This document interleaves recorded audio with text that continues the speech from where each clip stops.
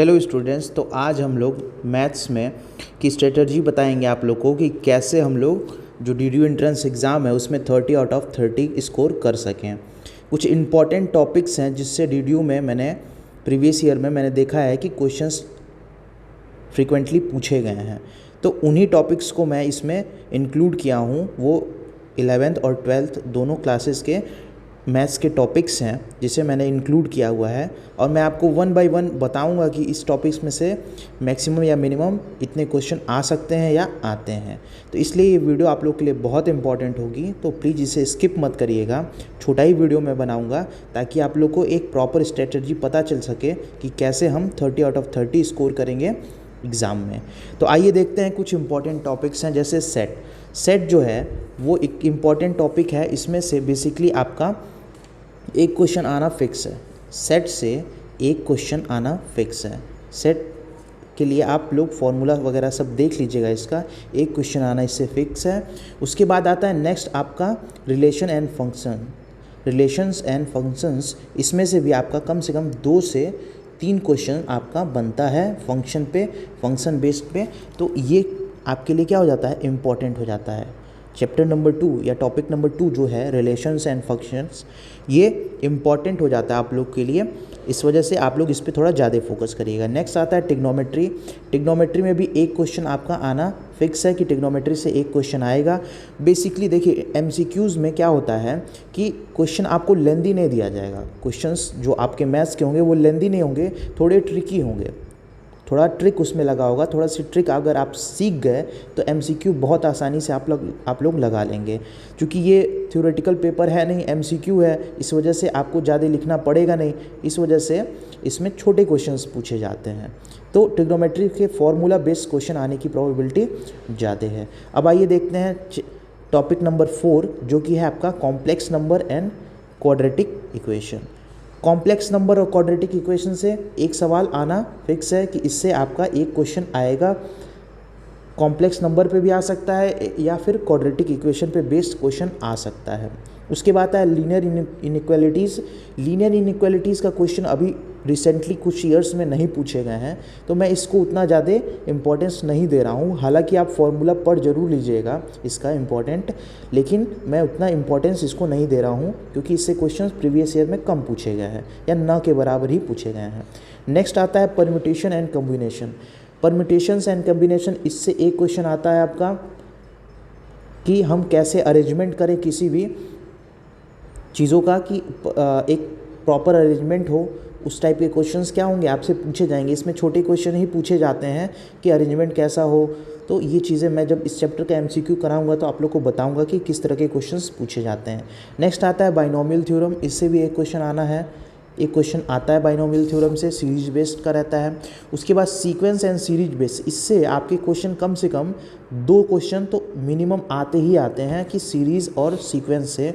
AP series, GP series, HP series जो है हमारा, यानी arithmetic progression, harmonic progression and geometric progression जो है, उससे क्या होता है आपका आता है क्वेश्चन। तो इससे कम से कम 2 क्वेश्चन आते हैं। तो इन सीरीज़ का कैसे हम सॉल्व करते हैं इन सीरीज़ को, ये ज़रूर आप लोग सीख लीजिएगा, तो आप लोग को ज़्यादा आसानी होगी इसमें। अब आइए देखते हैं नेक्स्ट टॉपिक है जो स्ट्रेट लाइन का टॉपिक है। इससे भी 1 से 2 क्वेश्चन आपका आते हैं स्ट्रेट लाइन से रिलेटेड, जो कि आपके कोऑर्डिनेट ज्योमेट्री का पार्ट है। और कोऑर्डिनेट ज्योमेट्री मैं देखा हूँ काफ़ी क्वेश्चन उससे पूछे जा रहे हैं कोऑर्डिनेट ज्योमेट्री से।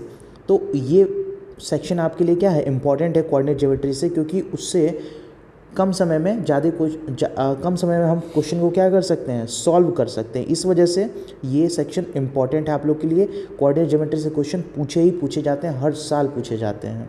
अब आते हैं नेक्स्ट है कॉनिक सेक्शंस। कॉनिक सेक्शंस जो है, इसमें भी कम से कम कॉनिक सेक्शन में आपका एलिप्स है, पैराबोला, हाइपरबोला, इन सब से रिलेटेड कम से कम 2 से 3 क्वेश्चन अलग अलग टाइप के पूछे जाते हैं। और बहुत लेंदी क्वेश्चन नहीं होते हैं, शॉर्ट ट्रिकी क्वेश्चन होते हैं।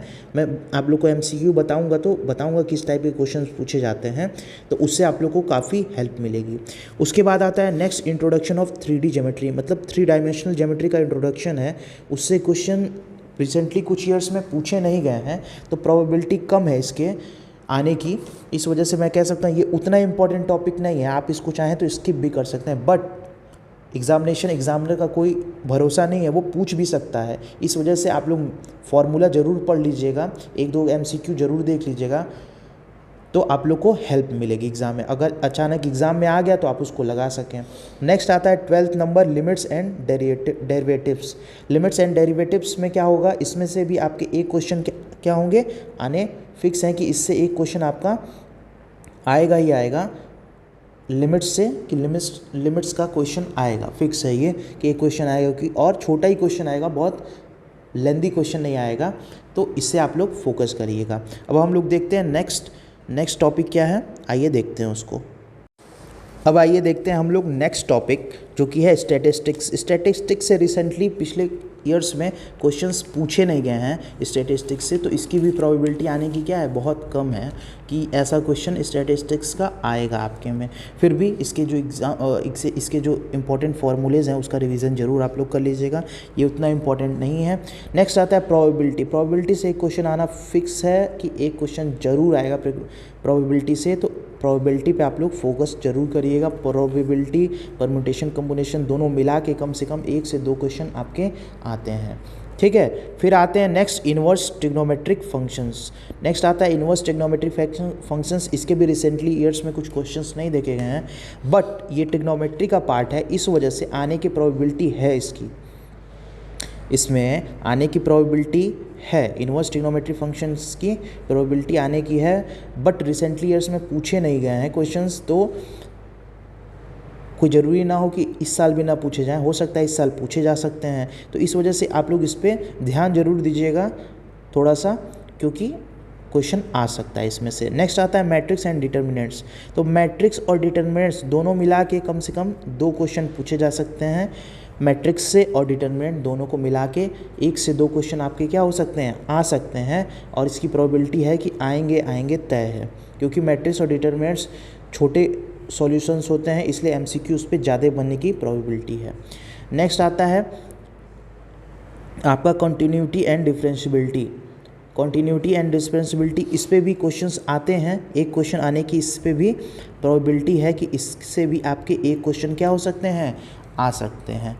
तो इस तरह से हम आइए देखते हैं अब नेक्स्ट टॉपिक कौन सा है। नेक्स्ट है आपका एप्लीकेशन ऑफ डेरिवेटिव्स। इससे रिसेंटली ईयर्स में क्वेश्चंस नहीं आए हैं, तो इससे भी आने की प्रोबेबिलिटी कम है थोड़ी सी, फिर भी आप लोग इससे ज़रूर थोड़ा ध्यान दीजिएगा। नेक्स्ट आता है इंटीग्रल। इस इंटीग्रल से 2 क्वेश्चन इंटीग्रेशन से आते हैं, तो इसलिए ज़रूर आप लोग इस पर फोकस करिएगा, ये इनका क्या है, आपका इंपॉर्टेंट टॉपिक है।